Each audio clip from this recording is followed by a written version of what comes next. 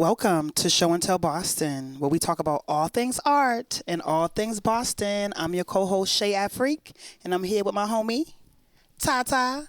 And today we have a special artist, very special artist. I could be a little biased, one of my favorites in Boston. We have Jahriffe from the John I Roots Band. How you doing? Good. How you doing? I'm doing great. Good. So today's all about you. All right. And we're gonna get started. We're gonna ask a lot. I hope you're ready. We're gonna get to the basics. Tell us about who you are. Simply, who is Jahriffe? Jahriffe is a man of divinity, a man that seeks the highest part of himself and seeks to share that with others. And that's like kind of the holistic version of Jahriffe, of course, made up of many parts: entrepreneur, musician, father, role model, those kind of things, yeah. You said entrepreneur. Yeah. So what's your business? I'm going to let you plug that in real quick. Okay, I have a few businesses. I own a landscaping business and I own a restaurant. And, and music is my business. Oh, nice. You want to plug in the restaurant? Oasis Vegan. Yeah, let them know. Vegan Oasis right on Bowdoin. You on Bowdoin in Washington? Bowdoin in Washington, now moving to 33 Hancock. Though. Yes. Oh, nice. And making a transition, and where we're going to have sit-down entertainment and all that good stuff. Nice. Oh, entertainment. Mm-hmm. Oh, that's right up my alley right there. Yep. I have to say, the first time I had vegan food from you guys, you didn't have your store. That was the best I ever had. I had it for like a couple days in a row because I met you through Jahriffe. Okay. And I feel like it revitalized my body just for that week alone. Have you always been a vegan? Yeah, since the time of my transition. Well, I'm going to say from a teenage time, since 17, and I ain't 17 no more. I think I could show that, right? Oh, yeah. But, so my transitioning with the whole vegan thing, before they call it vegan, was ITAL. Yes. So coming from the birth of Rastafari. So just what they have, all these different synthetic meats and things like that, that's not what I was eating at that time. Oh, yeah. They didn't have like the Impossible Burger at that time. No, it was impossible. Not that Popeyes either.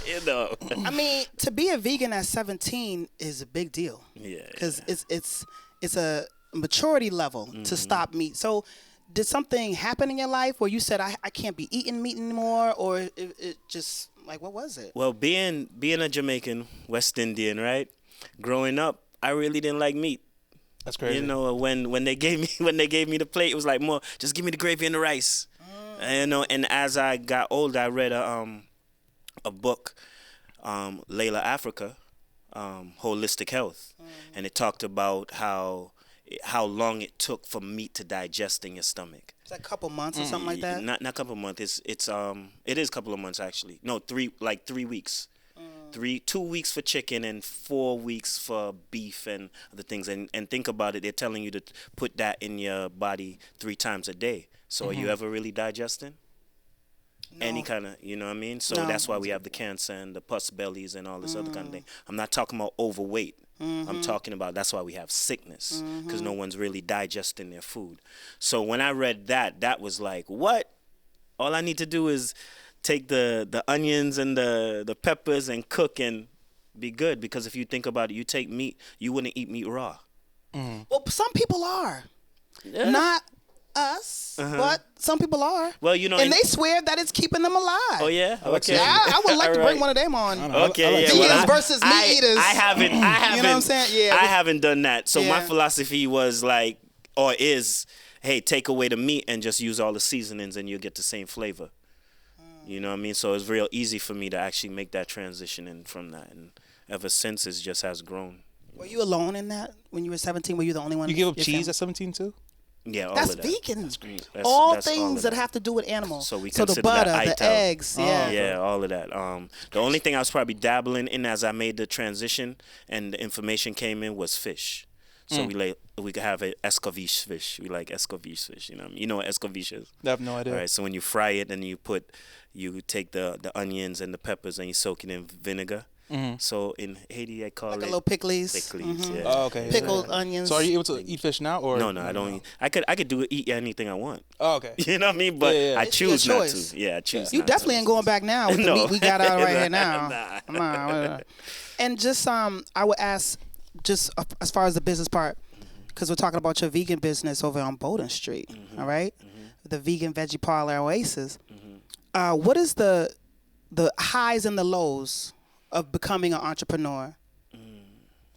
Especially owning a restaurant. Everyone says that's the most difficult thing. Yeah, restaurant is owning tough. a restaurant. I mean, it's an up and down thing. That's not my first vegetarian restaurant. I did it first about 20 years ago in front of Dorchester Courthouse called the Ital Stop. Oh. I don't know if you knew about that. And I then remember, I think. Okay, and then it went on to some other brothers and sisters that took it over.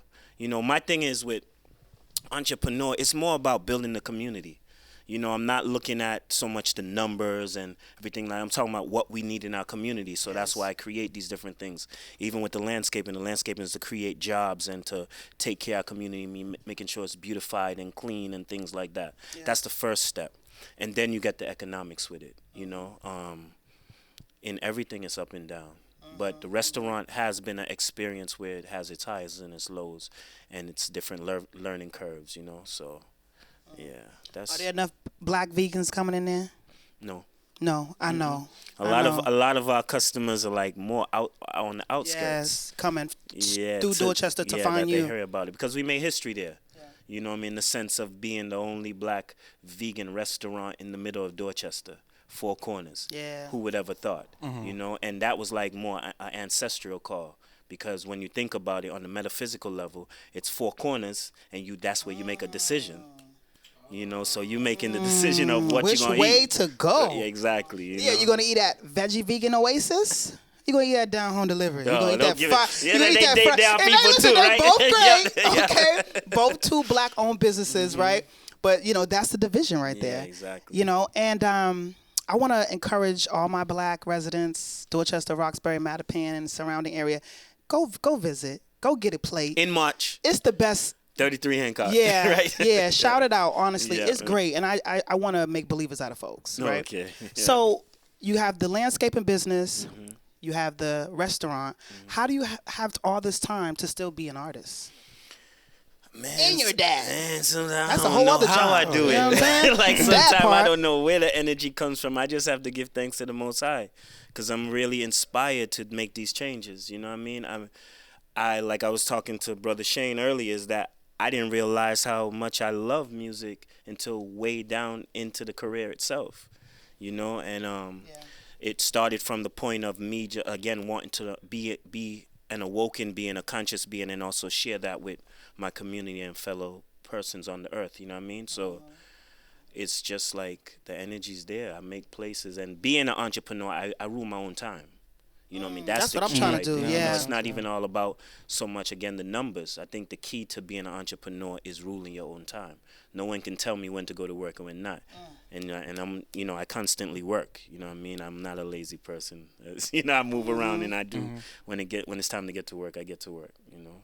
So how often are you putting on shows with the band? Oh, well, all the time. I mean, we have a show coming up February 9th at the new spot. I'll be doing a show Sunday, you know. This Sunday? Yep. Okay. At a place called Off the Hook. We do a brunch there, but that's just me and another brother doing acoustic. You know, so I'm always booking. You know, I'm always doing things. Yeah. Can you walk us through your whole music career? Like where it started? Okay. I moved here when I was about 19, 20 to Boston. Here from? New York. From New York. Yeah, I grew up in New York. I came here permanently. And basically, I was coming into the whole Rastafari movement, the consciousness, knowing His Majesty, again, being inspired to write music. And I was with a group of guys that they called the band Addis Ababa Band, right? Addis Ababa. Addis Ababa with Ethiopia. So we got together, and I've always been like a leader kind of guy. Even when I was growing up, it was like I made things move. And I had this discussion with them, and I was like, look, we got to get more serious. Egos got in the way. He took his way. And I was like, yo, I'm gonna do this regardless, you know. And I basically was like in a prayer, and I was like, I need a name, and it was Jah and I, meaning that Jah is in I, and it's Jah and I, you know. And so that leveled that up, and then I started. We had a place that we was working on in my father's garage. We started building a studio in there, and I just went and cut some lawns and bought up all the equipment, and Oh yeah. you know, just built up the environment, and we started recording in there. And I went on from there, just writing music. We rehearsed every day, you know, all original music. And then like in about 2002. Yeah. So how old are you at this time? You still an adult? I'm an adult, Yeah. a young adult. You Yeah, know? yeah. About 2002, you decided, look, I got something happened, and I had got frustrated. I was like, yo, we're going to record all of this now. I took $700, booked a studio, and we went in and we recorded the whole album. And the way we did the album, which is Rastafari Love, the first album, the way we did the album was we recorded everything one time. It wasn't it was separate tracks, but we laid everything like one. In one moment? In that one That had to be like 24 hours of work. It wasn't really, because we rehearsed the songs so well. You know, we were already performing the songs, and we just went in there and was like, all right, 1, 2, 3, boop.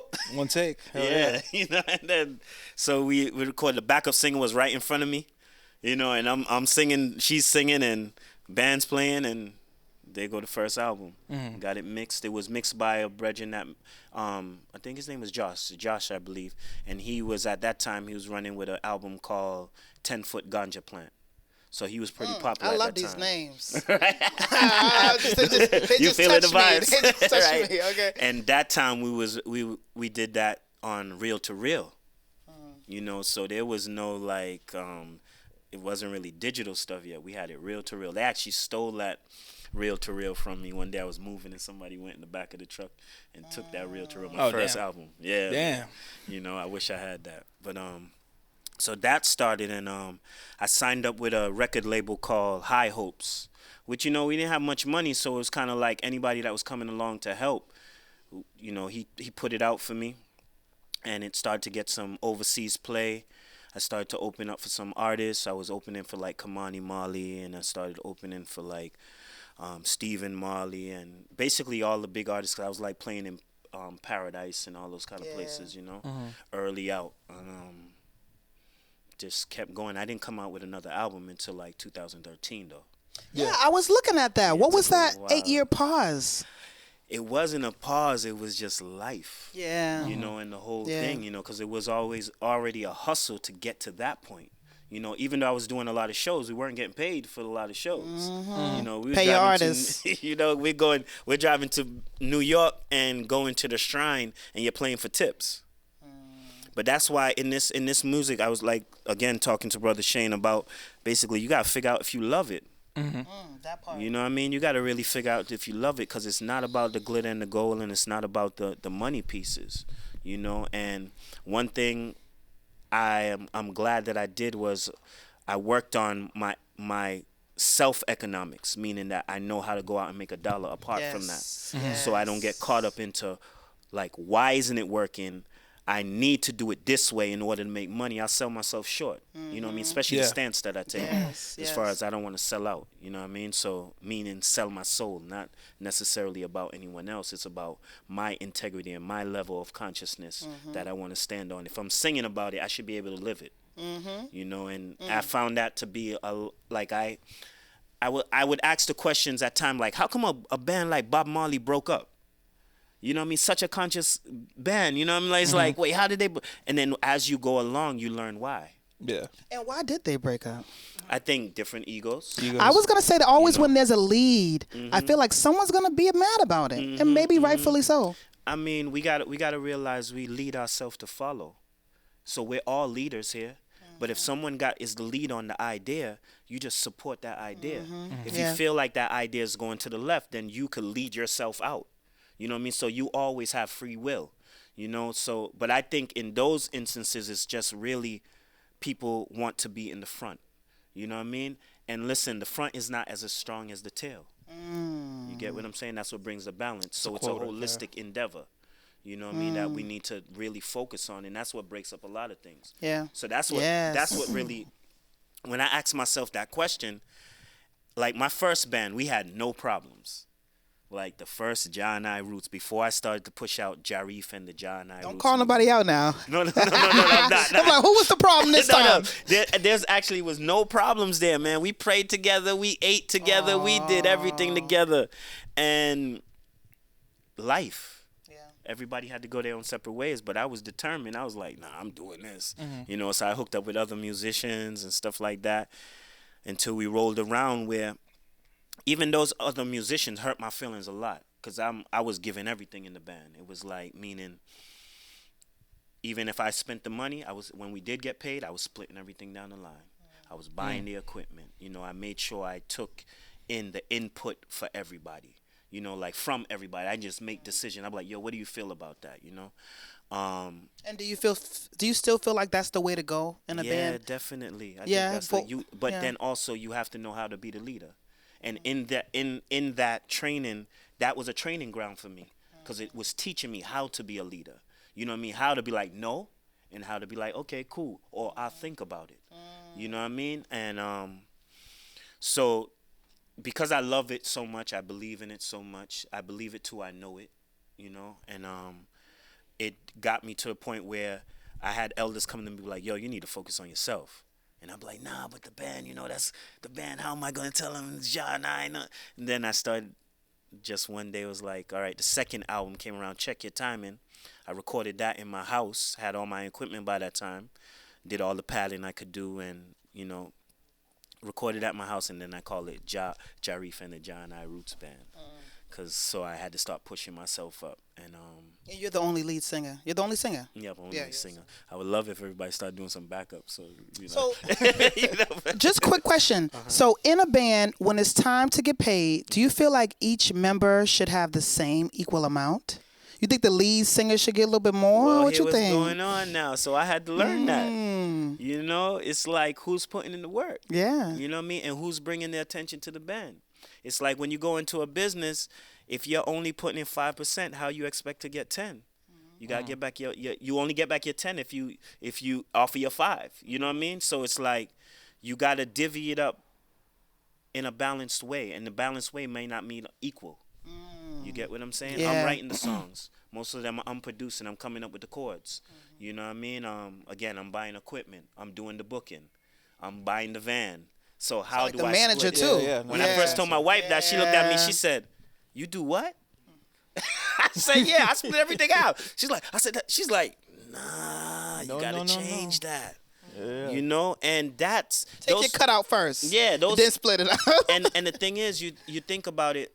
If you gotta find people that also are committed to the cause and the purpose, you know, if they're willing to sit down at business meetings. If I'm just picking up the phone calling you to say, "Yo, we got a gig," I'm paying you musician rate because I did all the back work, and I've learned that with just even doing business down the line. You know, I can't invest my money and then I come and split even with you. That's too much of a illusionary world.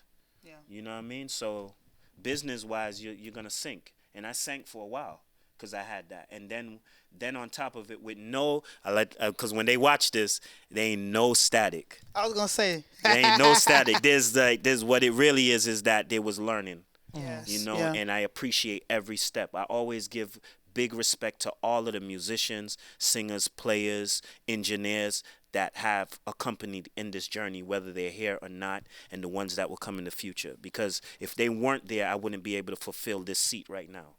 You know what I mean? So it's great thanks for the lessons that they have taught me. And I know for sure even the musicians, some of those same musicians I work with now, they have learned lessons from me. You know, and but that's what I've learned over the time, that you can't split everything down the line. No, it doesn't work like that, you know. And then you gotta pay taxes on that if you're doing your business right. Oh yeah. You gotta pay taxes. Yeah. You never heard of That's taxes? income. I heard of taxes, but my assumption is when you're showing up to a gig that maybe you're getting cash in hand and but, you know, if you want to be official, Venmo or something. If you want to be official and say music is your only income. You know, you want to pay into your Social Security, even though they say they're going to get rid of all of that. But the reality is you want to be an upstanding citizen. You know what I mean? A lot of times we're burning down the system and things like that. And let me know if I'm going to go off. But we are the system if we use it properly. Yes. You know what I mean? These are ancient infrastructures that were put there before people got egotistical and you got the wrong heads in positions and things like that. You know, so if you figure out the structure from an ancient perspective, you'll realize all these things were already there, and you got to use it to your advantage in a balanced way. Like we would in the Kemetic practice in the way of Tahuti, where it's a win-win. You know what I mean? So I think you have to pay taxes because then we won't have no roads. We won't have no schools, even though it's not the best of what we want. But maybe if we all align ourselves to give it our best, what was the saying? I think James Brown said, "It's not what you could do. It's not what your country could do for you. Is what you could do for your country." Mm-hmm. You know what I mean? It's our civic duty to be upright people. You know what I mean? If I know myself and I'm doing what is correct, that means it's only making it better for you and everybody else. Yes. You know what I mean? That makes sense. Yep, yeah. Did we leave off at 2013? Okay. Yep. Also, too, before that, did you always have a musical background? Like. Well, I grew up in the dancehall I was a selector. You know. Explain that for our non-Caribbean family members, for our non-Caribbean friends. So I grew up in a house where we had sound system and we had house parties in New York. They was big for that, you know. So imagine me, about 9-10 years old, right, behind the sound system, selecting records, talking on the mic, and in my linen suit, my sequence. Sequence? I can see you shining right now. You know what I'm saying? Like, you know, my fade and my, you know, with my little guineas. You know, you know what I mean? Because, you know, it's kind of regular in a Caribbean home. Don't get it wrong. You see a young man or a woman, like a young girl, drinking. You know what I mean? Yeah. We didn't get off with it, but it's like, so I grew up with a lot of that as a musical background. So I knew how to select songs and then select records. And then as I got older with my schoolmates, we went and created our own sound. So I was in the dancehall early, having sound clash, killing sound. Oh, you know, we had we had a sound called Poison Clan, and my name was Danger, right? Danger. And yeah, This is a whole different person we're talking about. Right? Exactly, right. So this is pre-vegan. Yeah, exactly. Yeah. With the meat eating time. Yeah. I was taking the goat gravy at that time, and what's funny about that is like I had schoolmates around it, but I was more like the lead. But I was also quiet, you know. But I was the lead when it was time to get up there and kill something. Man, listen, man. There was problems, man. You know, I used to take my $2.50. I'll be at Moody's Records every day, buying records. You know, so I had tons of records, and that's where that really came from. I never knew I would write. There was one time I was in school, a talent show, and I got kicked off a stage because I kind of got crazy a little bit. What'd you do? How crazy? You started whining and grinding and things. I'll never forget Mrs. Steinberg. She kicked me off. She's like, no. It's a little too much for America. It is. Start gyrating, they get nervous. Yeah. You know. It's a part of the culture. It's a part of the culture. Yeah. So, you know, so I was always singing in the house and things like that, but I never knew in any amount of my life I'll be singing in front of hundreds and sometimes thousands of people.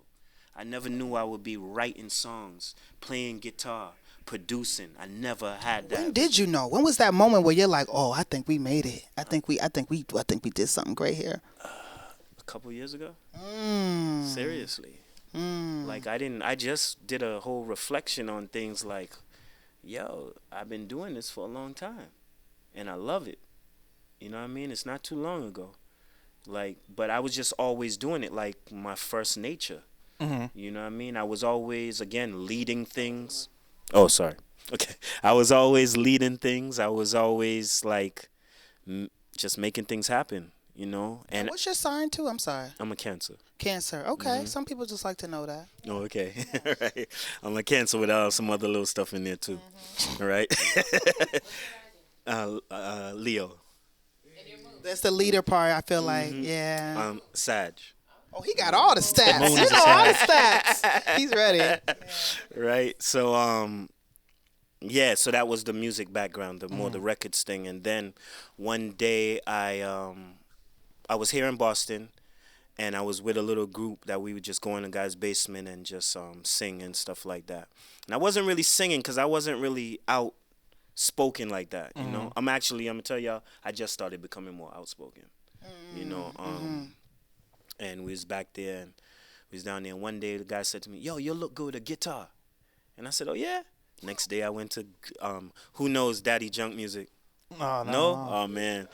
All right, Nothing but Daddy 90s babies in here. 90s, Daddy Junk. Separate from me. Right. And Mass Ave, I went and got my first guitar, a Squidly, a Squire, you know, which is like Self-taught? yep, self-taught. Goddamn. The guys I was running with at that time showed me my first chords, and I just started from there. My first song, it was the time, my first song like writing on the guitar was after the first band broke up. Because when the first band was together, I was playing bass, and I was in Jamaica at the time, and the towers fell, right? And I sung the song. I ran into the room, my aunt's room, and I picked up the acoustic guitar, had a small baby acoustic guitar, and I sing a song, "What is this war all about? Politicians just running off their mouth." You know what I mean? And I was just playing that, and then from there, I just kept writing from there. That's when I could really say it started. You know, and that's what the towers. I was in second grade. When the towers fell? Yeah. Was it 2000? Was it 99, 2000, something like that? 98? 2001? Okay. 2001. Yeah, so that's when, wow. I was a freshman in high Jeez, school. Yeah? Yeah, I was in second grade. Man, y'all making in me feel Chicago like at I the really time. earned these. You looking just as good as us, so don't you man, worry give about that. thanks. Oh, man. But yeah, that's when I started, and I came back, and that's when the guys that I was playing with at that time started to say, "Yo, you need to write and you need to sing." I had an elder named Ojinga. He taught me drums and stuff like that. And he basically was like, "No, you need to sing, you need to sing, you need to play and sing." And I was like, "Oh, no, man, I just want to play the bass. I'll just keep playing the bass." But then there was nobody else to lead the thing. So I just started. And I just song after song started to come. What instruments do you play? I play guitar. That's Guitar? my main instrument, Okay. guitar. Yeah. But drums a little bit? Drums a little bit. I mean, I could go. I didn't keep with the drums. Okay. You know, it was a time that I was so inspired that I could just sit behind anything and do it. You know, that's when like I want to say the angel power was running. Hell yeah. You know, it's just like you get behind and people wouldn't even realize that I was playing drums. They were like, "Yo, you really playing those drums like that?" It's like I didn't know what was happening, but it was Yeah. magic. You know, and just like It's innate sometimes. We just know what to do. yeah, and that's what was happening, you know. And now I find that I did that with just songwriting. Like it doesn't take me that long to write a song. You know, It just flows. It just flows, man. And it's not even that I'm meditating on a certain topic. It's like I grab it and I go, and I'm thankful for that.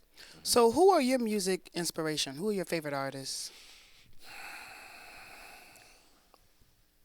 I can't really say I have like favorite artists. I just like a lot of music. I think some of the music that like even comes to me, I forget that I even know it until I hear it. And I'm like, yo. But I'm gonna tell you who influenced me a lot is a band named Midnight. Anki Becker, Vaughn Benjamin. There was a time when I was writing at the same flow as him, meaning that with the same like rebelliousness and cause and purpose, right? And there was one time I was walking down Washington Street, and I started listening to an album called Ross Make Peace, right? Bunking in the pig, I'm on the rumpkin in the dirty ass thing. You know what I mean? And I'm like, yo, this is it, man. This is the music I'm talking about. And then I said to myself, yo, one day I'm gonna open for them. And that was like, you know how they say you speak things into existence? yeah. By that winter, about this time, no, we're in January, February, I was in SOBs meeting them. Oh, yeah. And that started a relationship. Oh, that was the setup. Yeah, for that. you know? Yeah, that was the setup. And for from there, I got a chance to just, every time they came to Boston, I opened for them a lot. And I was in California with them. Vaughn actually allowed me to come on the stage at the Ragamuffin Fest, you know. Yeah, so those were great inspirations for me. But I mean, I listen to a lot of things. Like I love R&B music. You know, I grew up listening, of course. I was Mary say, who J. you like? Blige, Yeah, you like Mary. Okay. Blackstreet. Oh, yeah, yeah. You know, like You know, I love Black so Sheep, yeah. like I was telling Brother Shane today, I love Anthony Hamilton. Okay. You know, that's my Oh, yeah, man. that's soul. Yeah, Okay. you know. I can see. Yeah. Nobody knew. No. Okay. You like a little No, little Young Thugs or something, little Dirk or somebody, some little nigga. Who do I young- like? Who do I like? No. And maybe you don't, but I'm just curious to see what new sound that pulls your ears right now. Did you like when Drake was doing reggae? I don't. Call it reggae. I'm It's honestly. watered down reggae. Way further than. Reggae. Who? Oh man. Nah. No one I tune into. I listen to my son. Yeah. I was listen gonna to my say son. that. Yeah, So you passed the torch. Yeah, he's like good, man. Like when I hear him, he's modern. So it's like I hear everybody else. Yeah. You know, so I listen to him and he lets me know what's going on.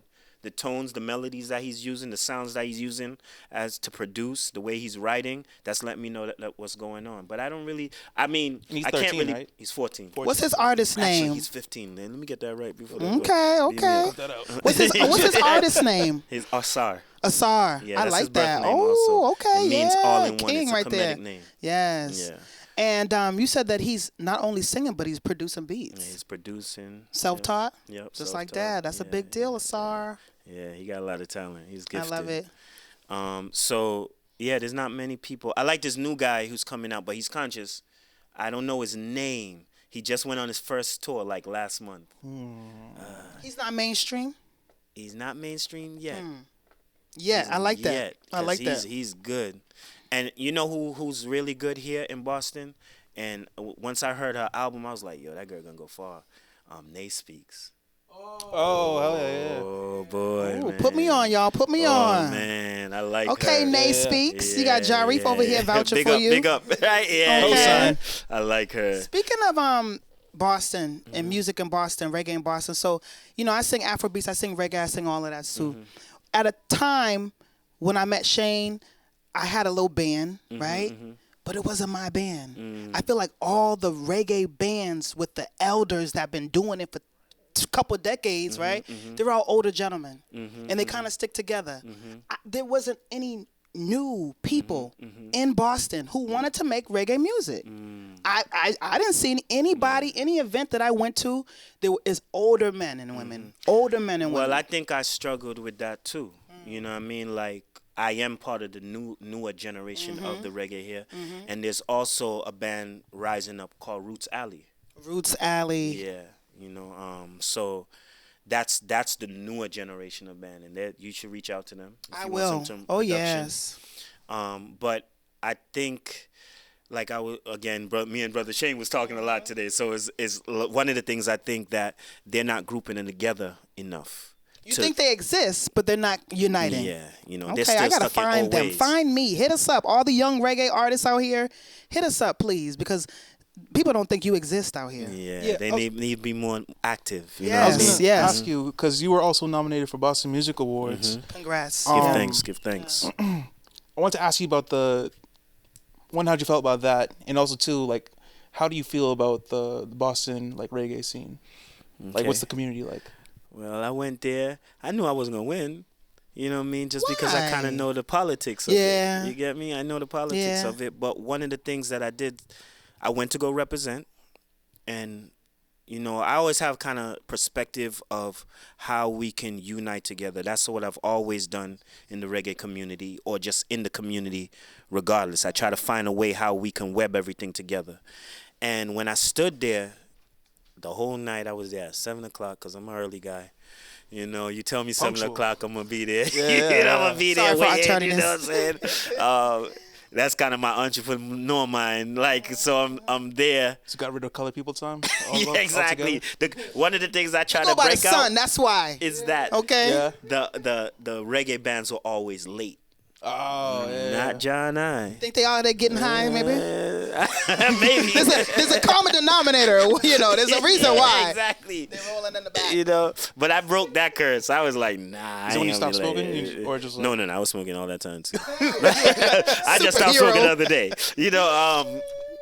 But when I stood in the Boston Music Awards, and big them up, man, because they're doing a grand thing. That's Shout out to 30 Boston something Music years. Awards. You know, Yeah. that's like when they said how long they be doing. I was like, wow, 30 something years. That's crazy. I was disappointed in the sense of there's a lot of artists here that are great, and there's a lot of for the music I do, reggae, roots reggae, soul reggae. There's a lot of great artists here, and they're not being recognized. I'm gonna say, where are they? And they're not being recognized Yeah. because they're not being active. Yeah. Okay? Yeah. And even myself, because when I got there, even though I got nominated, I didn't read long enough in the nomination that I was supposed to secure my ticket. Oh, I did the same thing. Okay? Right? Yeah. So when I get there, I'm like, yeah, my name is on the thing. She's like, no, you're not. Then she goes, did you secure your ticket? And I said, oh. You're like, that's a thing?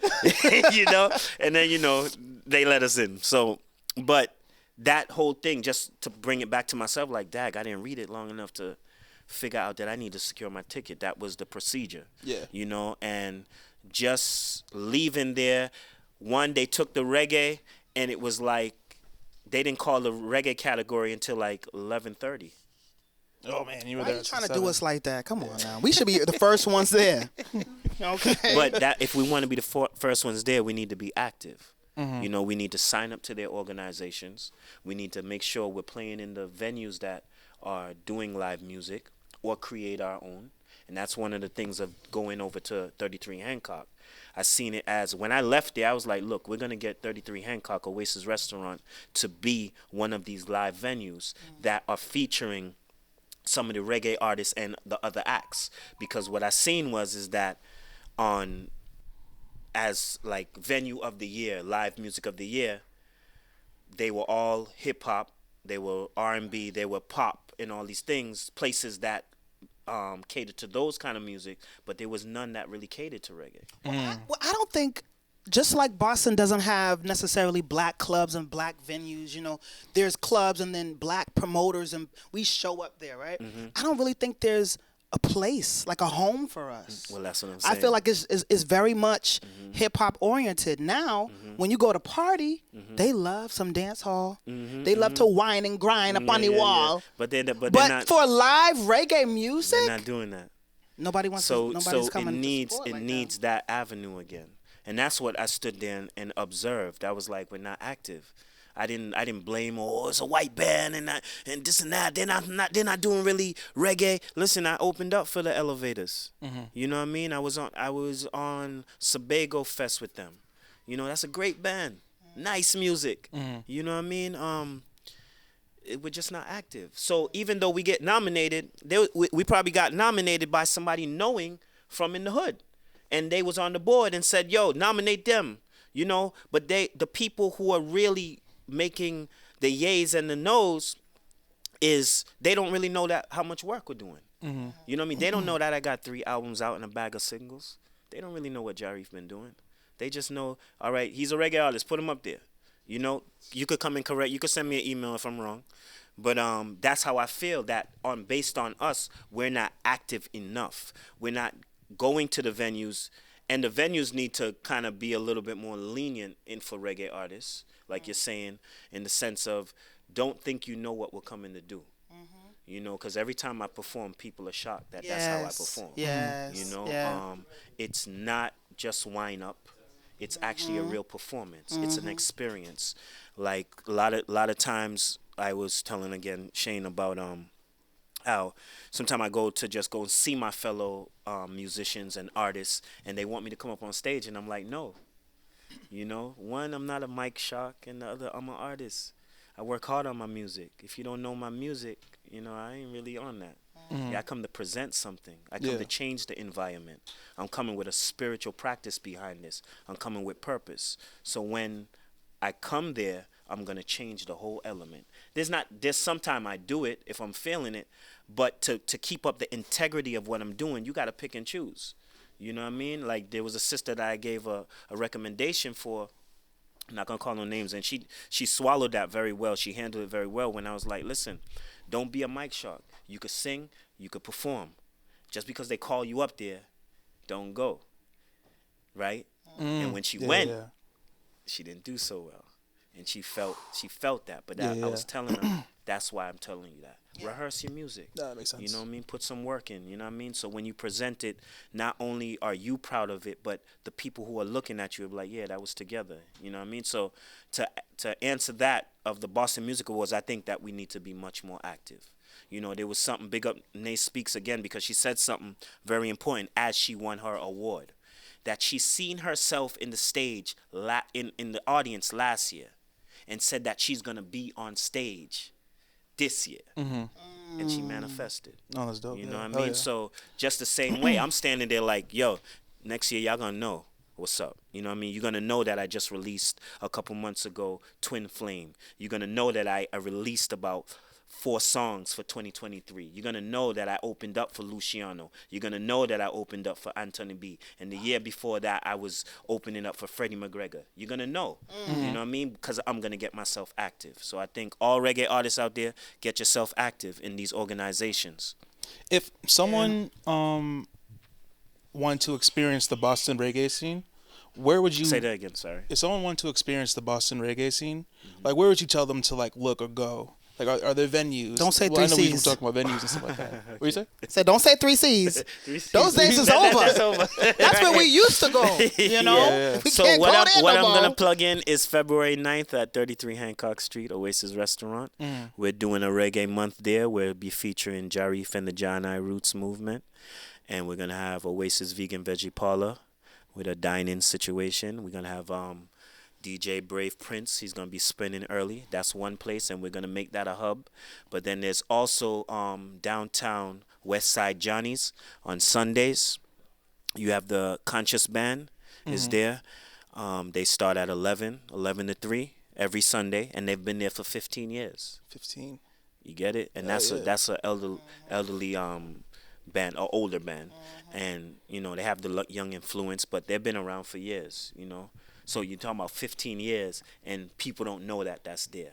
Yeah. You know what I mean? So again, I'm gonna put us on the blame of not advertising well enough, so people can know that that's going on there. You know, So there's different genres of reggae music, believe it or not, sections. or sections. You Yeah, say sections, I would say. section. Yeah. So what section would you say you're in, and what are the differences between different sections? Okay, so I think my biggest, where I'm strong in, the best is roots reggae, but I'm really world. You know, you listen to my album, you're gonna hear world. A lot of times when people hear my voice, they're not sure if they're gonna call it reggae or they're gonna call it R&B because I'm feeling like I'm coming with a little of everything in Feeling a little R&B? Yeah. Oh, Yeah. someone must have heard the soul. Exactly. And yeah.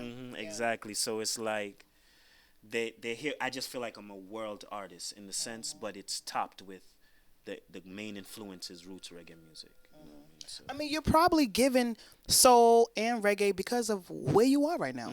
You know what I mean? You sometimes you can't help but to sing in according to your environment. exactly. One thing I want to touch on was the male-dominated world of reggae. You ever notice that? You In see that? everything. Yeah. In everything, Why do you though. think it is? You just, I mean, was it the time that a lot of men had the freedom to express themselves creatively, and maybe women didn't have that time? Why do you think this reggae is very male-dominated? I mean, reggae is a aggressive thing. You know, you kind of have to step hard with reggae. You know. You're You right. can't be soft, you know. especially dagger. Yeah, well, like in Jamaica we say, what is it? Especially dagger. That's karate, man. That's all karate. That's like that's like some kind of abusive karate thing going on.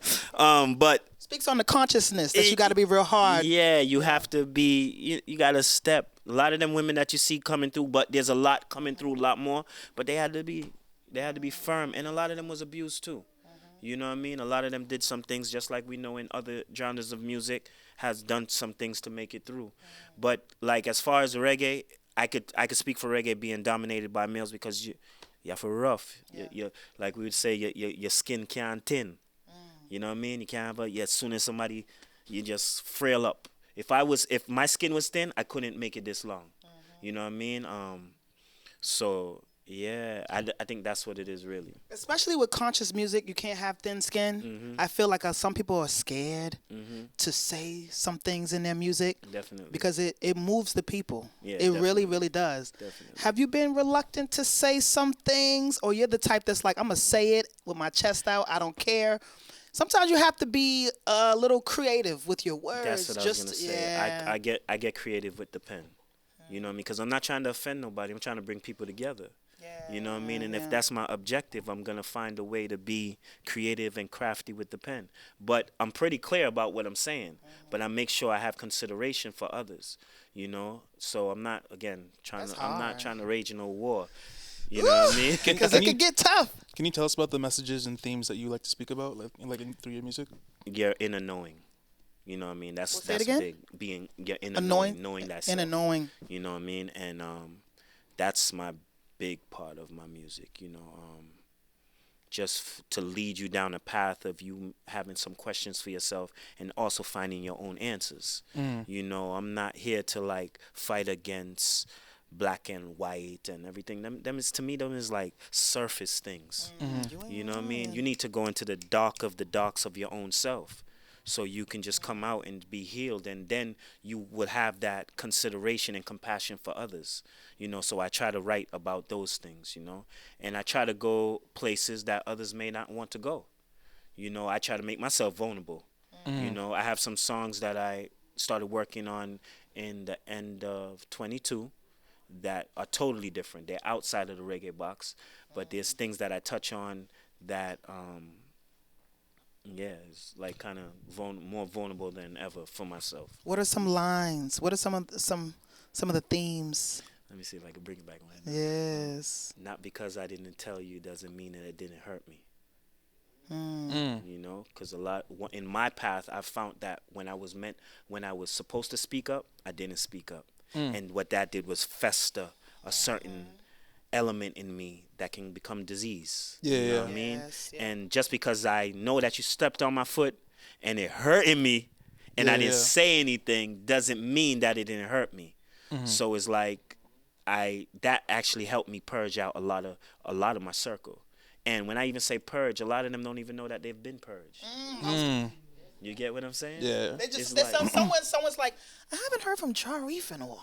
Yeah. I know. I wonder what Like, damn, I just got purged. And it's still all love. This It's nigga still purged me. all love because I thank them because they helped me to get there. There's no enemy. The greatest enemy, the African proverb, is the enemy of yourself. You get what I'm saying? So nobody's my enemy. I heard that. No situation is a problem. It's just challenges to overhaul over them. You know what I'm saying? So it's like they help me realize and look at myself and say, hold on a minute. I've been holding that, man. I don't want to be holding that. Just because I ain't say nothing, that don't mean it didn't hurt me. You know what I mean? So You ever had lyrics come back on you? You ever had anyone question you about what you said and thinking it was about them? well, not about them, but necessarily about Rastafari Love. The first album, Rastafari Love. Leave Babylon in a confusion. That's alone. They're like, what?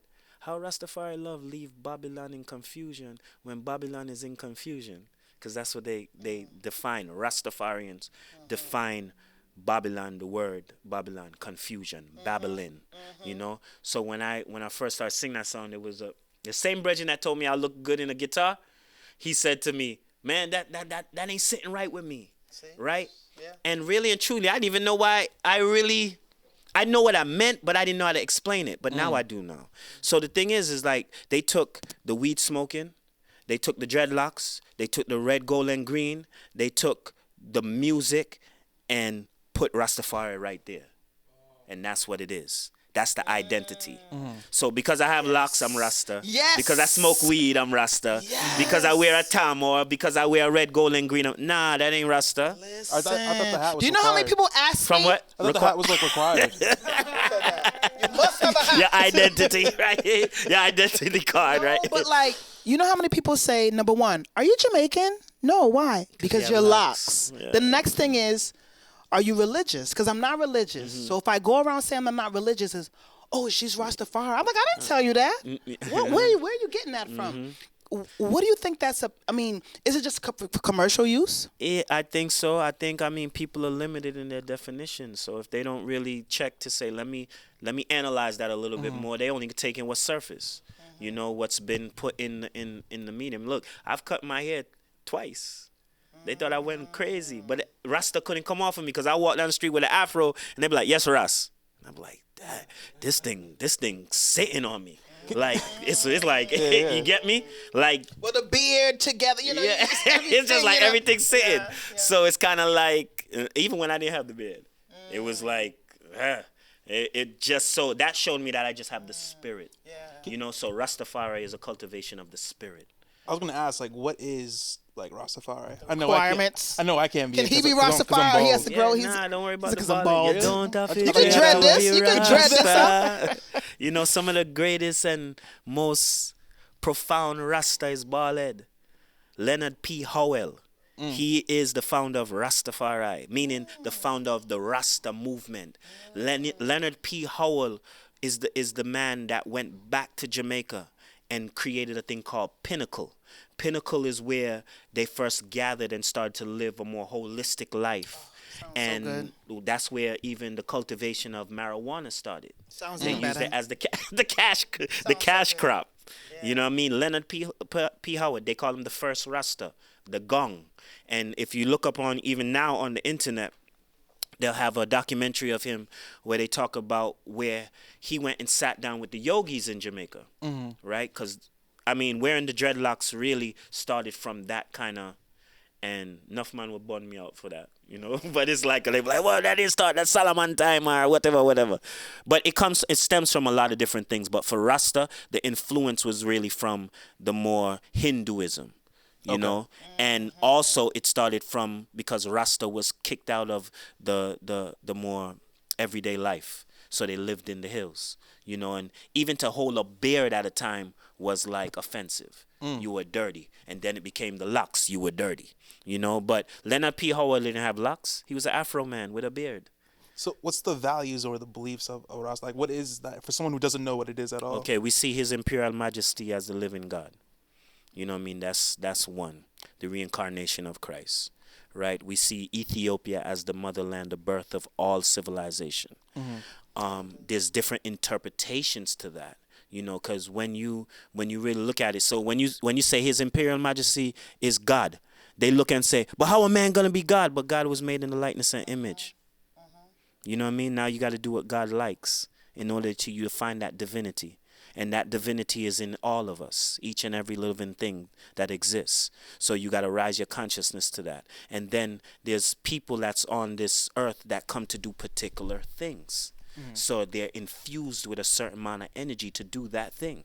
And His Majesty is one of these beings, you know. And if you trace the whole story of him, you will see that. But that's for someone to go and research and make those correlations. But then the same story is in Hinduism. You get what I'm saying? I mean, that's the West Indies. You have a lot of people from India who came to the islands, so and China. So you have all these mixture of cultures and. When I say that, I mean from a spiritual religion belief. Okay. You know, the story of a Christ coming is in every culture. Yes, it is. You get what I'm saying? It is. And going back to Leonard P. Messiah. Howell, what they talked about with him was that when he went to sit down with the Hindus and the yogis and things like that, the one thing that the Rastafarian movement did not have was a deity. So when it said, look to the east, the coming of the king, Marcus Garvey, and their birth was, or more so, crowned November 2nd, 1930, His Imperial Majesty, with his Empress Menin. So that was like, what? Oh, man, there he is. That's God in flesh. So there, right there, got everything together. Because you got to remember that once a multitude of people is thinking a certain way, the universe provides what it needs to move forward. You get what I'm saying? Because it's frequencies. You know, now we're getting into metaphysics. You know, and as you see, the thing just keeps on evolving. Because the Rastafari movement is still young. You know, so it's still evolving to understanding. Like, when you think about vegetarianism, it really was birthed in say, the black community through Ital. You know what I mean? That's where you will mostly see it. So Rastafari movement is responsible for a lot of conscious living now. Not the only things, but it is responsible for a lot of conscious movement. So again, we don't eat flesh. Okay. All right? But sense. there's some Rastas that eat flesh, because then you have 3 different sects of Rasta, which is 12 tribe, Naya Bingi, and Bobo Shanti. Right? So Bobo Shanti is more of the priest part of Rastafari. So he's not eating meat. No. No, if you're the priest of something, you're not eating flesh. Right. But, you know, to everyone his choice, too. You know, because I could say that, but I don't want to stereotype nobody, because you see Rasta doing all kind of thing. Does that mean that like you can't Yeah, I eat can't- vagina either?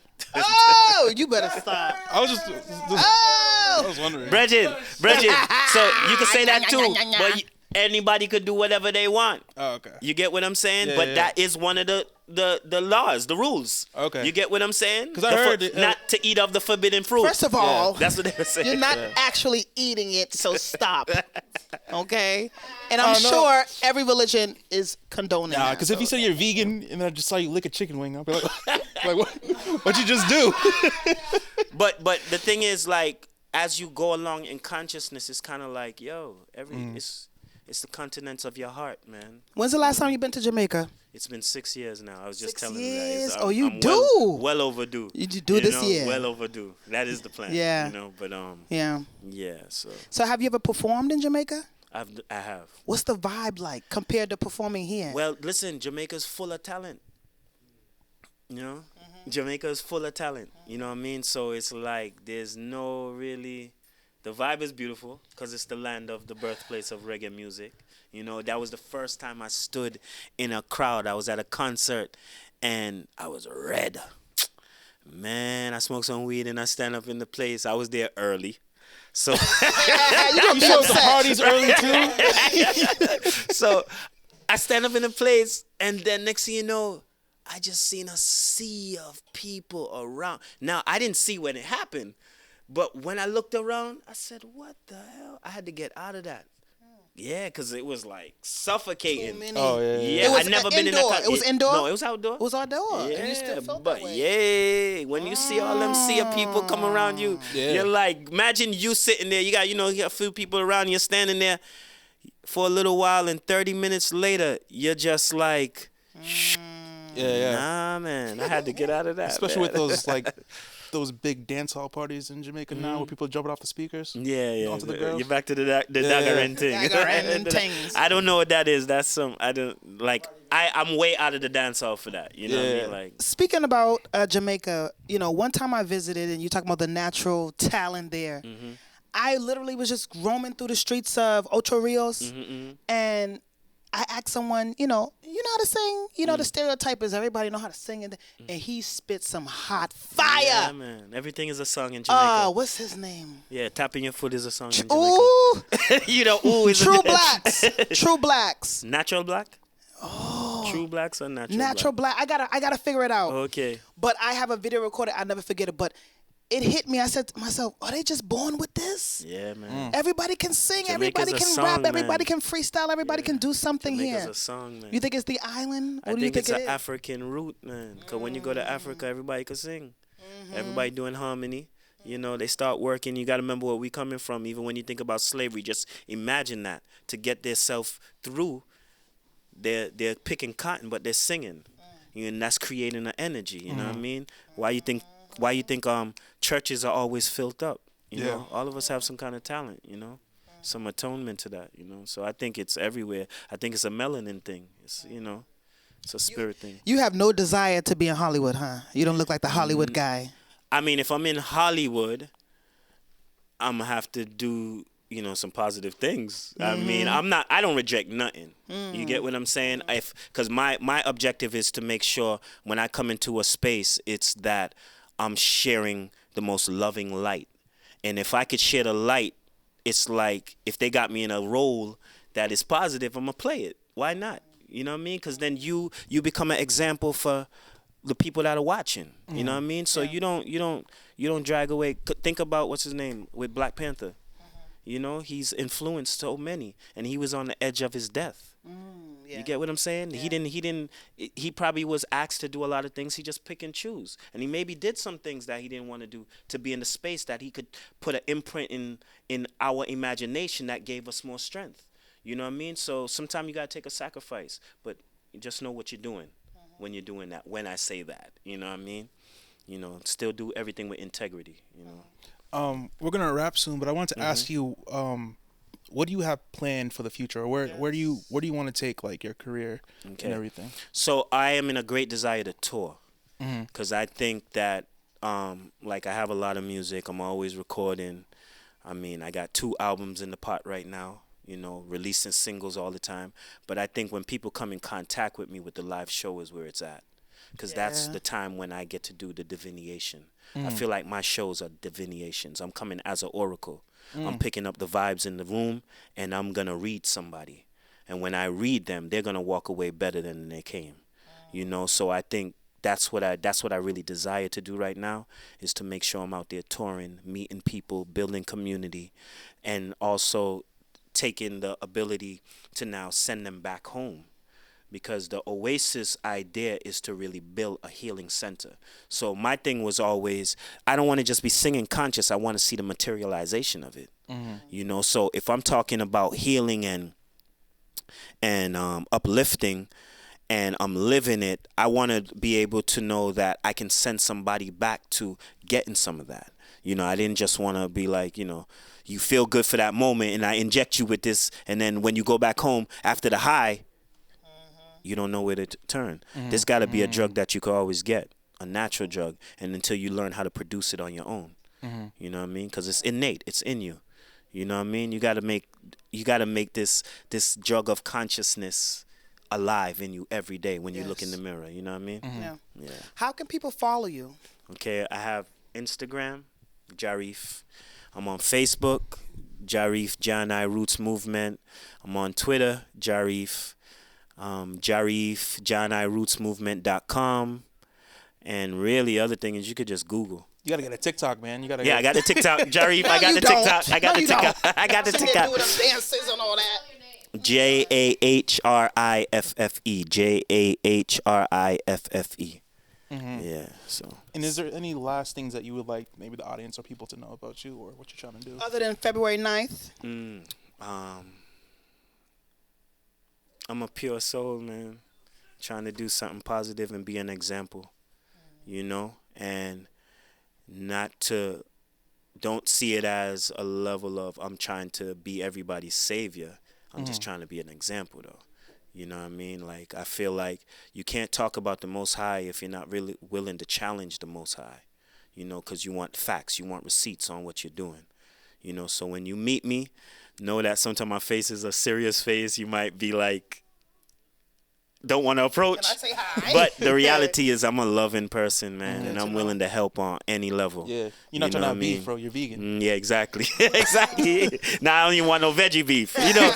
But so yeah, just come and like approach me, talk. Sometimes I have some of the most wisest advice to share, some of experiences to share that may change your life in that minute. And you might be doing the same thing for me, you know, because I got my own up and downs. You know, I think that one of the things we have to be very, very important to be our brothers and sisters keepers and mean it.